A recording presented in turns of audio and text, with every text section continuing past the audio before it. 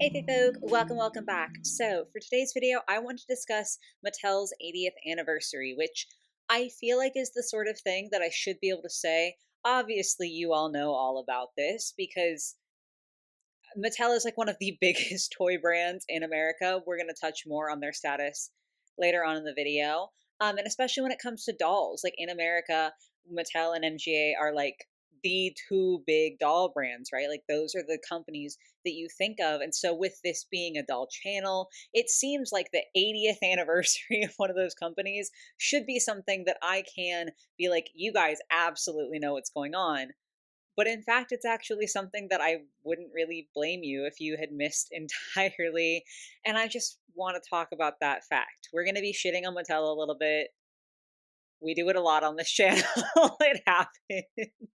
But I mostly just wanted to express how unbelievably lackluster their 80th anniversary was and sort of just give my opinions on it. I do expect that this will be a bit of a shorter video because it was so lackluster that there's really not that much to say, but it has been bothering me, and so I still wanted to say it. With that, the caveat is that I really had intended this video to come out in January, and other shit just kept happening, and I kept posting other videos instead, so I'm a little later than I want it to be, but it's fine. We're still gonna have fun with this one. So, Mattel's 80th anniversary, if you didn't know, was celebrated throughout the entirety of 2025 rather than picking like a specific date. They were just like, in 2025, we're 80 years old as a company. Let's celebrate it. And I mean, they did technically celebrate it in some capacity, just not to the level that I would think they would have celebrated it. So I will have this link in the description down below. I have no idea how long it's going to work for because an anniversary is something that is in some way fleeting. It has like a specific time period and then it's over. So at some point, this link will go away. But as the time of filming, they still have a link on the Shop Mattel website, which is a funny name, by the way, because like Mattel Creations is different than shop.mattel.com, just in case you didn't know that. You can buy things on Mattel Creations, but the Shop Mattel website is more just like, hey, here's all of our products, and then you can click where to buy it, and then it will send you to Amazon and Target, et cetera, et cetera. You can't actually buy anything on that website, as far as I know. Like, certainly none of the things I've clicked you can buy anything on. So it's sort of a misnomer that it's like shopmattel.com, whatever. That's not the point that we're going at. Anyway, they have a page that is their 80th anniversary toys. They had it very neatly and concisely put into this little page for me, which was great because that meant that I didn't have to go like searching for everything that might have, hi baby, been tangentially considered an 80th anniversary toy. And as we go through, you will see why it's not super clear what's an anniversary toy and what isn't. So this has been the source that I'm using. With that being said, I do think there are definitely some dolls that you could argue should be considered part of the 80th anniversary celebration. The one that comes to mind the most is the Frankie and Barbie collaboration Skeletor doll. Like, that's two of their super iconic doll brands. It seems like something that was released for the 80th anniversary, considering it came out last year while they were celebrating the 80th anniversary. However, it is not featured on this webpage. So you definitely can make a strong argument. And honestly, I would agree that that should be counted as an 80th anniversary doll, but Mattel isn't counting it. So, specifically for the purposes of this video, I'm not going to count it either, just because, like, I'm not going to give them more grace than they're giving themselves. Like, are you kidding me? We're not here to do that. So, if you go to, oh my goodness.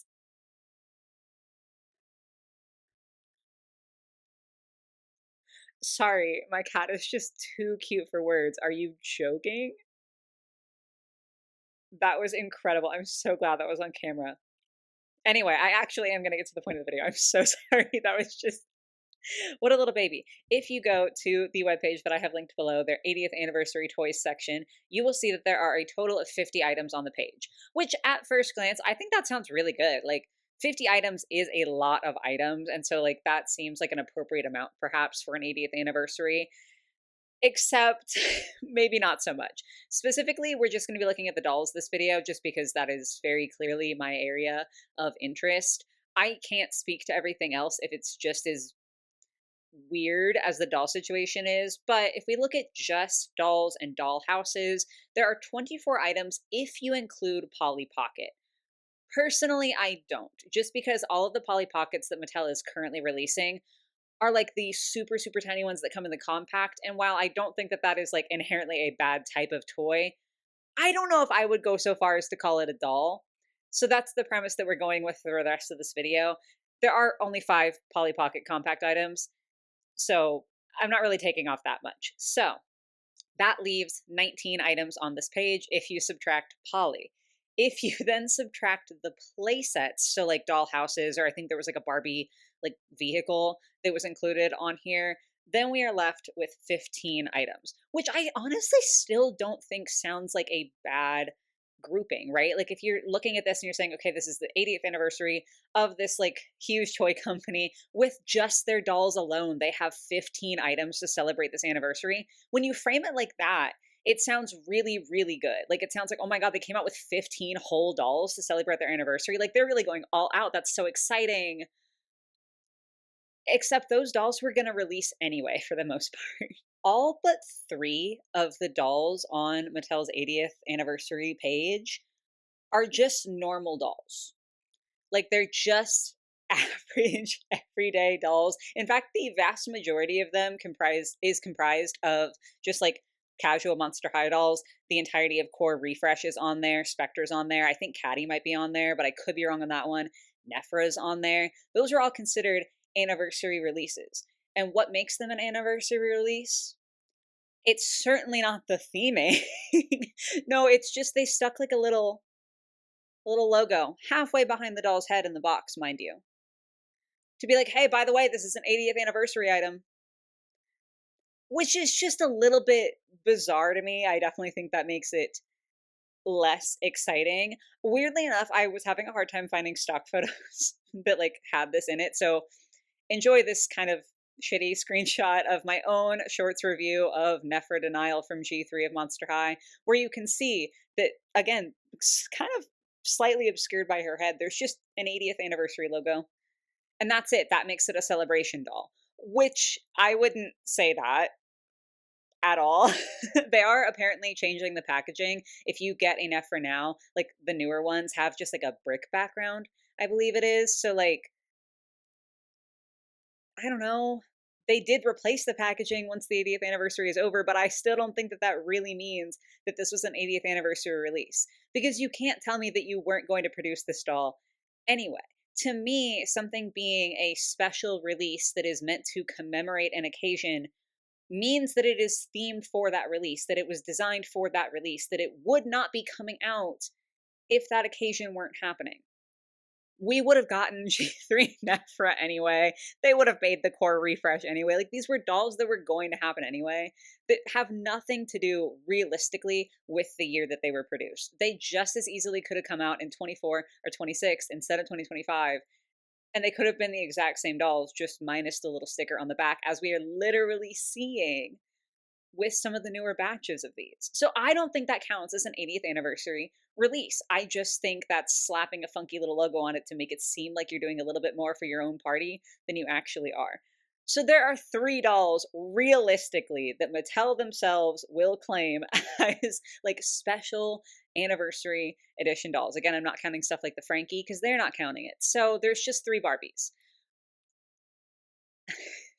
And to start off with, that's kind of crazy. Like you could have either put the Frankie and Barbie collab on there because like yes, she's dressed in a like Barbie fashion, but that's a Frankie doll. So that would have been a Monster High doll. That could have been your Monster High 80th anniversary doll. They could have put it on the website. Even if it's sold out immediately, it's not like you can buy from the website anyway. It's more like an informational list than it is a shop. So they could have put that on there. They didn't though. They don't even count that for some reason as like being worthy of being put on this page. So that means that there's no Monster High doll that is actually themed to Mattel's 80th anniversary. Once I show you these Barbies, if you haven't seen them already, maybe we will consider that a good thing. Maybe we didn't want a Monster High doll that ended up being themed like this. But isn't it kind of bizarre that like 2 enormous brands, like the 2 Mattel doll brands, one of them didn't get anything that was officially recognized. And also, side note, I just need to take a second and say it is actually crazy that they're trying to pull off G3 Spectra as an 80th anniversary release and not Frankie, the Barbie Frank. What is going on? What is happening at Mattel? Anyway, though, to get back to it, out of the three, there is one budget doll and then two like more deluxe dolls, if we can use that term. So let's go ahead and look at the budget doll first. She is, I believe, 16 US dollars, somewhere around there. I think it was 15.99, could have been 16.99. But this is her. Listen, for Playline Barbie, I'm not surprised that this is what we got. It does look like her dress is all fabric. So we didn't get a molded on top, which is pretty cool. That's nice to see. But ultimately speaking, this is a very, very simple dress, a very, very simple hairstyle. And there's not really like any special articulation on this doll. Like it's just the basic points of articulation. I'm not mad that this doll exists. I've said before on the channel that like I do believe that budget dolls should exist because I believe that if you enjoy dolls or you have someone in your life who enjoys dolls, like you should be able to indulge in that regardless of your income level. I don't think that dolls should be something that only like wealthy elites can have fun with. That's crazy. So I think that like more budget friendly options is a good idea. This doll existing would not bother me. Hi, welcome back. If it weren't for the fact that she's one of only three dolls, really, that Mattel came out with for their 80th anniversary. Like, if she was just like, hey, this is like the budget friendly option so that everyone can get involved with the celebrations, I think that is lovely and wonderful and cute. And I think that's what she's intended to be. But there's only two other dolls. And those two other dolls retail for $60 a piece. And they do have the exact same outfit. It's very much like the like holiday Barbies, how they'll have different base dolls, but the outfit's the same. So like it is two other dolls, and I'm not trying to diminish that, but at the same time, it's only one other outfit. It's not like they like went really crazy with this. So this one is a little bit more extravagant. The box is certainly significantly nicer, and she's in a red dress also. I don't even think this dress is horrible. I do think that the sheer tulle train looks a little cheapy. Like I think you definitely would have needed more layers for this to look actually nice. But the base dress with the like super tight cut to it, the tulle around like off the shoulder area, I think that's really pretty. Listen, I will admit that the 80th anniversary tag around the wrist, that's kind of fun. I do kind of like that. I think that that makes it more clear what this doll is for if you do want to like take her out of the box. And I think it's just sort of fun and maybe a little bit campy. Listen, I'm really bad about like what qualifies as camp, but the idea of like your doll intentionally having a like bracelet that sort of looks like a tag, I think that's kind of fun and has the 80th anniversary logo. I actually do like that design element. I think that that's pretty cute. But yeah, like the dress is fine. All the glitter. Y'all know I'm a sucker for glitter. There's nothing inherently wrong with this. The faces look pretty solid. The hairstyles are quite basic, but like they could be a lot worse. There's nothing terrible about them. I don't know that I would say that this is really worth 60 whole dollars, but I would say that about most of Barbie's catalog. But that's it. That's all they have. That's all they did for their 80th anniversary. Am I crazy for thinking that's a little bit crazy? Like, I would have just expected more. 80 years is not like a nice tidy milestone like 25 or 50 or 100. Like it's not a nice number in the same way, but it is still a round number, rounded to the tens. It's 80th, and 80 years is a long, long time. Like that is a significant period of time. They are coming up on just like a couple of decades away from 100 years, and they're still, you know, going strong. They're still making product. They're still growing and doing all of these things. That is a big deal. And like, I don't want to get into all the specifics of like which companies end up succeeding and which fail because there's a lot that goes into that. And frankly, none of it is like a fun, positive topic, in my opinion. But most companies don't make it 80 years. That's like not a super common thing. Most companies don't rise to the point of being like these mega corporations, right? So the fact that Mattel made it 80 years seems like something that they should genuinely be proud of and genuinely want to celebrate by showcasing why. they've lasted for 80 years by showcasing why they deserve to still be here and why their products are still beloved. And instead, we just got sort of like lackluster is the most gentle way I can put it, quite frankly, because I would like to pull up some stats for you. I said earlier that Mattel is one of the biggest companies in America, and I looked it up. I wanted to know, like, hey, just how big is Mattel? Like, is this just an America thing? Is it like they don't really matter in the grand scheme of things? Or am I just crazy because I live in doll land and in doll land they're a big deal, but maybe they don't matter at all, like in other toy areas? No, no, Mattel is certifiably a big deal. So this is a 2024 article from Blockies, which I believe is mostly like a Lego thing. I could be wrong. Yeah, now that I'm looking at it, they've got like action figures and Transformers and stuff. It is a toy website, but they have an article about the top 12 toy companies and manufacturers. Again, this is dated from 2024, specifically July 8th. So, like, it's slightly out of date now, but it's not as though I'm going back and pulling from an article that's 10 years old, right? So, to quote the beginning of the article, it says, as per the exploration by Blocky's group, the top toy companies are increasing new toy lines that appeal to a variety of age groups, including children of changed ages, or creating toys that are educational and interactive. That is pretty vague.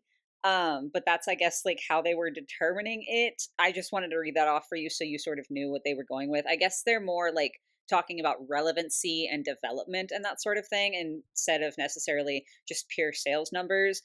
Because it does matter like what metric they're going by, right? Like top could mean the number of like items sold, or it could mean the number of, like, or the amount of revenue. There's a lot of ways that you can be the top toy manufacturer, but point is on their list, Lego is number one and Mattel is number two. Number two. So that's kind of a big deal, but also like, is this the most reputable site? I don't really know. And that is, again, kind of a vague definition of top. So let's go to another place. Okay. We use multiple sources here. So this is companiesmarketcap.com. This is the largest toy companies by market cap, and it seems like they are going a lot more by stock prices. Like, I mean, you can literally see the price per share and like the graph of how it has behaved in the past 30 days. Side note, Mattel's had a pretty steep drop. That's anyway. um, market cap, which quoting the same site is the market capitalization, sometimes referred to as market cap, is the value of a publicly listed company. So the value of Mattel is $4.93 billion. Billion. That's an enormous number. And I really truly don't think that most people realize how big $1 billion is, because it's just like one of those things where the number is so large that the human brain actually doesn't really have the capacity to fully understand it. So, just to do some like quick little maths for you, I'm just going to use the number $75,000 a year. I have no idea why it took me so long to say that I wanted to make a comparison to a yearly salary, and I used 75,000 because it was big enough for it to make sense for the numbers that you're going to see later, but also if I went above 100,000, that just felt like a salary that feels so unattainable to most people. Anyway, that was my logic. It literally doesn't matter. But we're just going to use $75,000 per year as our example here. So let me pull up my calculator right quick. And reminder, this is actually they're close to 5 billion, $4.93 billion. So if we take that $4.93 billion, also known as $4,930,000,000, and you divide it by 75,000, if you make $75,000 per year, it would take you 65,733 and 1/3 years to make how much money Mattel is worth right now. That's how big $1 billion is. Just to be really clear, just to be like so obvious there. So yeah, I'd say that that's pretty good. I'd say that that puts them up at the top, and in fact on this website they are number one. Oh, Reese, I'm sorry. I know, baby, you want attention, but I'm shitting on Mattel. I know. We can play in a minute, baby. Just in case that wasn't enough, I do have two more sources for you. Again, this is expertmarketresearch.com, and they are citing Lego as number one, as the biggest toy company, with Bandai right behind them at number two. Hasbro is number three. So you're like, oh my God, we haven't gotten to Mattel yet. Don't worry, Mattel is number four. That's their lowest ranking thus far, and that's still in the top 5 companies around the world. That's kind of insane. And then lastly, we are going to look at global toy news. And this says that according to, I guess, a like statistics company as of September 2023. So we're going back a little bit further. But according to a statistics company, Statista, I like that name, Statista. Then Lego is number 1, Bondi is number 2, Hasbro is number 3, and Mattel is number 4. So we're really, really seeing, I mean, this is 4 different websites that I've gone to that are defining Mattel as at the very least being in the top 5 biggest toy companies, either in the US or globally. So the reason that I made you go through that and we like dug into Mattel a little bit is so that you know I'm not talking out my ass when I say that they are one of the biggest toy companies in the world. They are. Like that's not just me, that's not just in dolls, that is across the board in general. They are one of the biggest toy companies in the world. And they made 3 dolls really for their 80th anniversary. That is kind of weird, right? Like that's kind of crazy. I've literally seen much more extravagant birthday parties be thrown by people who are living paycheck to paycheck. Mattel is worth $4 billion, almost $5 billion, and they made 3 dolls to celebrate their anniversary. One of which was a more budget doll, which again, I like the fact that it exists, but when you put it in the context, it's like, what? There wasn't anything else. And then 2 of which are wearing the same outfit.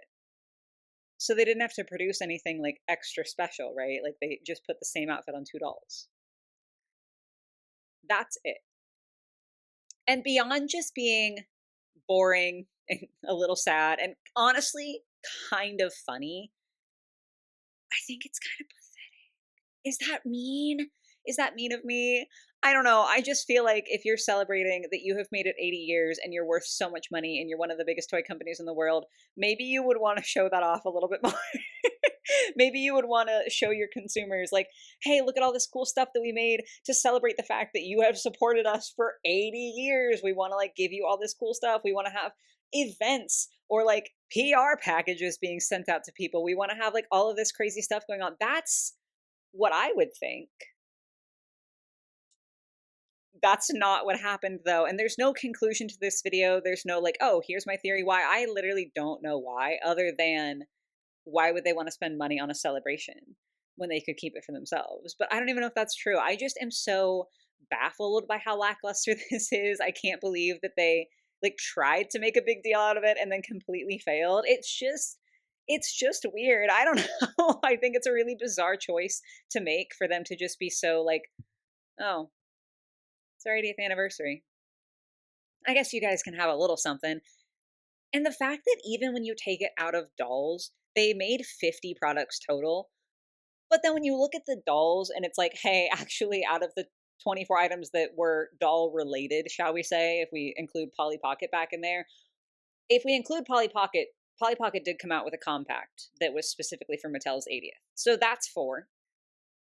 But 4 out of 24 products were like actually for the 80th anniversary. So I imagine that it has to be a similar ratio with the other brands, with Hot Wheels and like all of the other stuff they had going on. Like there definitely were other brands that were just regular releases that you can see on that website.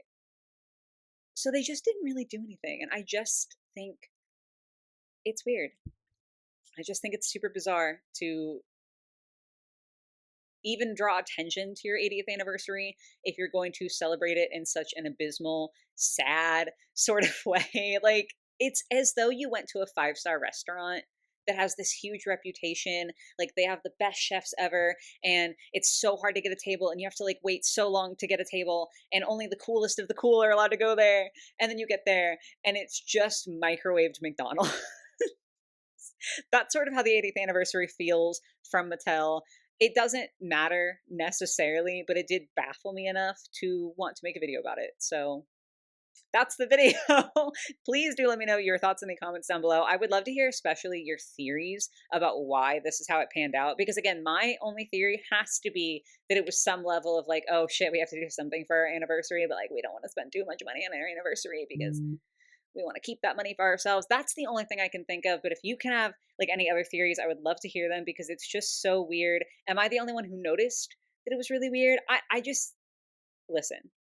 This topic has clearly been living in my head rent free, considering I've been planning to make the video for a month and I want to know what you're feeling. But that's everything for me for today, guys. I hope this was sort of fascinating and fun for you on some level. Hope it was interesting to listen to whilst you fold your laundry or whatever. But yeah, that's going to be it for me for today. I hope you have a lovely rest of your day or your night or whatever it might be, and I will catch you in the next one. Bye, guys.